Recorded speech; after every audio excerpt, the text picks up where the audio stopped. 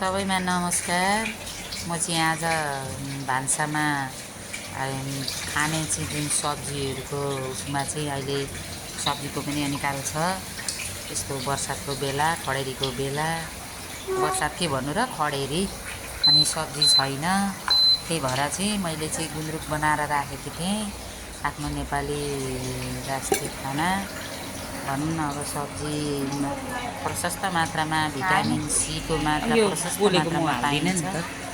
यो चाहिँ हामी सबै नेपालीहरूका भान्सामा प्राय हुन्छ, बनाएर खान्छौँ। बनाउने तरिकाहरू चाहिँ म हेर्नुहोस्, यहाँ मसला छ, यहाँ प्याज काटेर राखेको छ, यहाँ गुन्द्रुक राखेको छ, सब्जीहरू यहाँ मसलाहरू छ। म अब यहाँ कराई बसाउँदैछु, हेर्नुहोस्, तेल हालेको छु।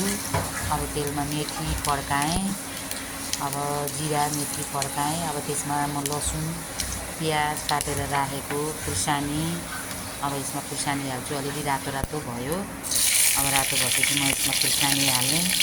त्यस पछाडि म अब प्याज काटेर राखेको प्याज छ, प्याजलाई हाल्छु। अनि लसुन छ, त्यो लसुन पनि हाल्छु। हामीलाई त्यो मिठो मात्रै होइन, जति हामीले भिटामिन पाउँछौँ, भिटामिनको मात्रा पाउने गरी हामीले पकाउनुपर्छ।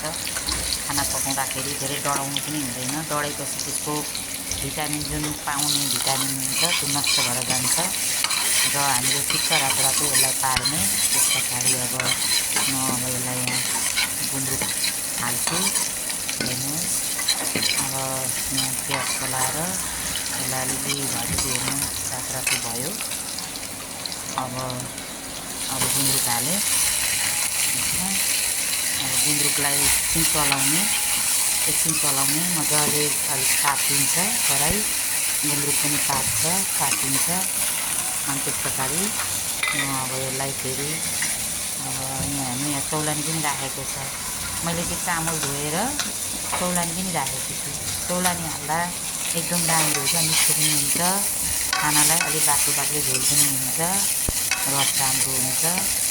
अनि गुन्द्रुकको झोल बनाउनलाई यो रातो रातो पारेर राखेको छ। अब मैले टमाटर हालेँ, एकछिन भुट्छु म।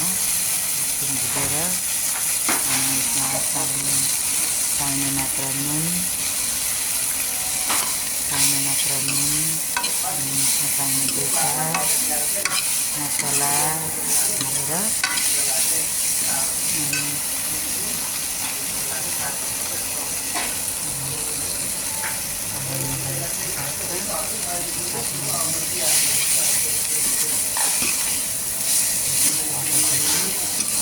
चलाउनेले रातो रातो भएपछि अनि पानी चौलानी बगिराखेको चौलानी, चामल पकाएर राखेको चौलानी, बाँकी भिटामिन मात्रा धेरै हुन्छ चौलानीमा पनि।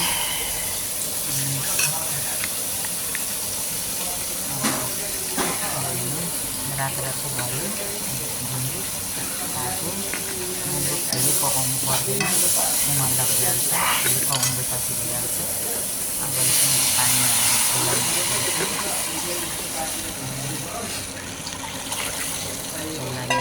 अब एकछिन करिब 5-10 मिनट यसलाई उमाल्नुपर्छ।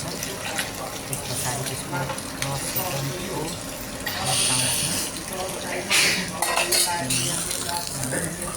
5 मिनट छोडिदिन्छु यसलाई,